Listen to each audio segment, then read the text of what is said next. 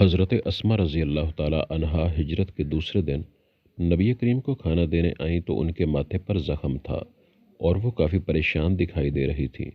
نبی شفقت و کریم محبوب پروردگار نے پوچھا، اسما آج تم اتنی غم زدہ اور پریشان کیوں ہو، اور یہ ماتھے پر نشان کیسا ہے؟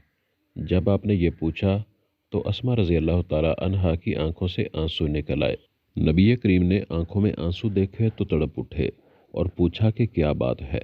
اس نے عرض کیا، اے اللہ کے محبوب، کل جب میں آپ کو کھانا دے کر واپس جا رہی تھی تو راستے میں ابو جہل ملا۔ اس نے مجھے پکڑ لیا اور کہنے لگا، ابو بکر کی بیٹی، تیرا والد کہاں ہے اور تم لوگوں کا وہ نبی کہاں ہے؟ تجھے تو پتہ ہوگا ان دونوں کا۔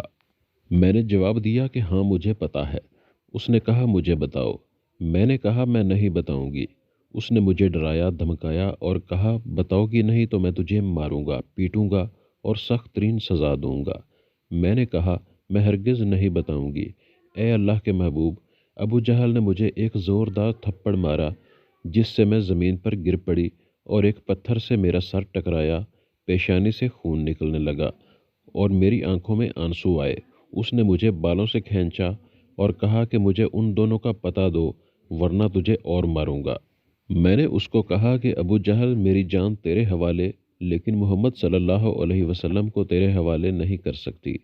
انہی قربانیوں کو دیکھتے ہوئے نبی کریم صلی اللہ علیہ وسلم نے سب کے سامنے کہا تھا کہ میں نے سب کے احسان اور بدلے چکا دیے ہیں، مگر ابو بکر کے احسانوں کا بدلہ اللہ پاک روز قیامت ابو بکر کو خود دے گا۔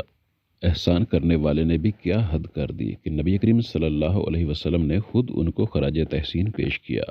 ناظرین، ویڈیو اچھی لگی ہو تو لائک کر دیں اور چینل کو سبسکرائب کر دیں تاکہ اس طرح کی معلومات پر مبنی اسلامی ویڈیوز آپ تک پہنچتی رہیں۔